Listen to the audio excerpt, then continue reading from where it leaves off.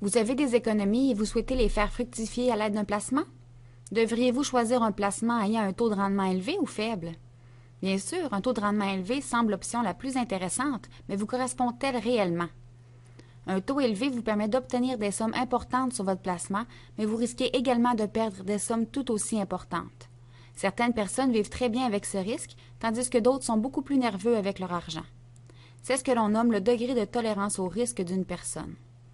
Votre attitude face au risque, de même que vos objectifs financiers, vont influencer le niveau de risque que vous serez prêt à prendre.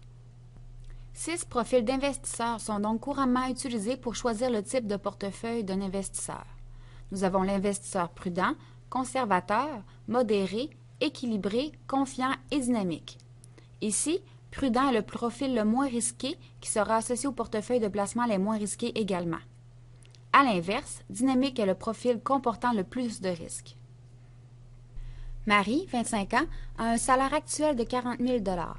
Sa capacité d'épargne est d'en moyenne 5 400 $ par année et elle souhaite l'utiliser pour effectuer un placement qui servira à financer des objectifs de long terme.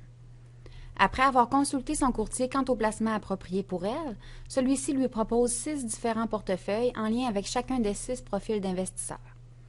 Notez bien que les taux obtenus dans la prochaine simulation sont obtenus à partir des taux de rendement historiques des différents portefeuilles construits en lien avec chacun des profils d'investisseurs.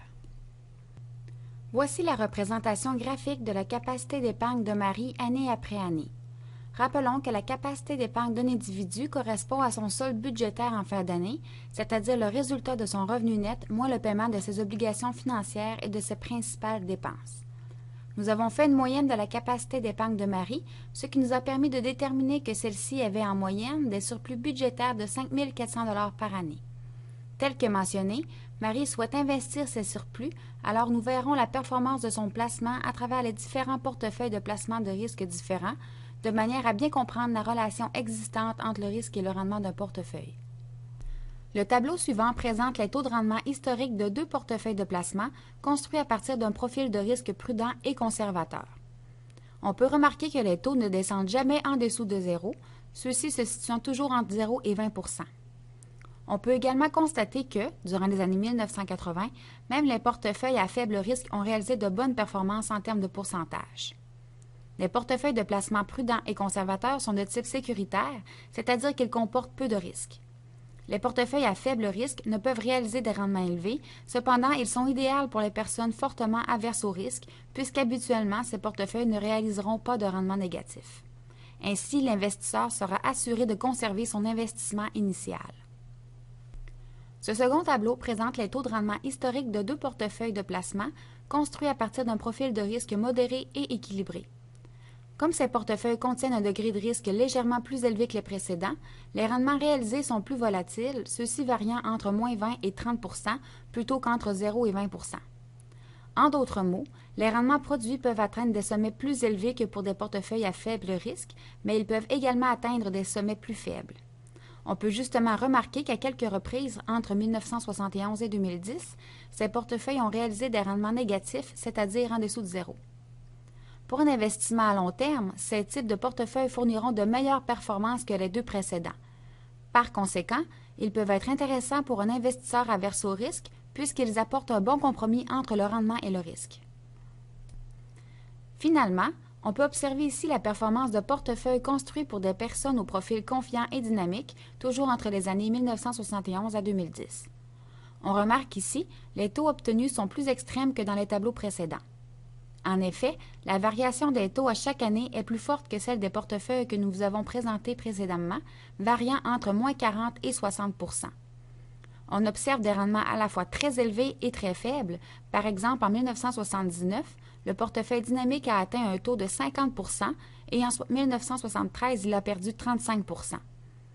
Notez que les rendements extrêmes qui ont été obtenus ici sont reliés en partie à la crise économique que nous avons vécue en 2008, pendant laquelle ces portefeuilles ont réagi fortement. Notez également que les investissements à l'intérieur de ces types de portefeuilles sont plus ou moins conseillés pour une personne à l'approche de la retraite, vu l'important risque de perdre une grande partie de son capital dans les dernières années d'accumulation. Voici les résultats qu'obtiendrait Marie pour un investissement d'une durée de 40 ans dans chacun des 6 portefeuilles de placement.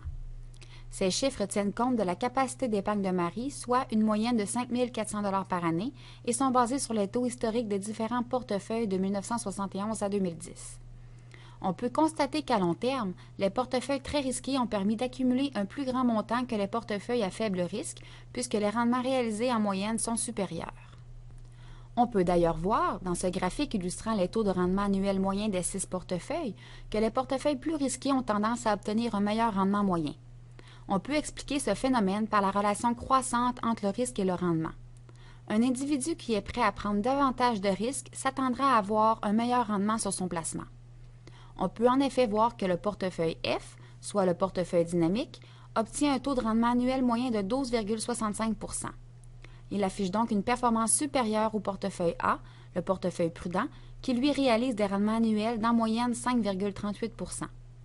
Cependant, si on observe la performance des portefeuilles sur une courte période, les rendements des portefeuilles risqués sont plus volatiles. Par exemple, le meilleur rendement du portefeuille dynamique a été de 62 %, tandis que le pire a été de moins 45 %, comparativement à 15 % et à 0,5 % pour le portefeuille prudent. Rappelez-vous qu'il est primordial d'évaluer votre degré de tolérance au risque avant de faire le choix d'un portefeuille de placement. Le fait de prendre davantage de risques dans votre investissement est récompensé par un rendement plus élevé sur celui-ci à long terme. Les portefeuilles avec un degré de risque plus faible sont également un bon choix. La seule chose qui importe est que vous soyez confortable avec votre placement. Ces notions sont assez complexes, donc n'hésitez pas à consulter votre conseiller pour plus de détails.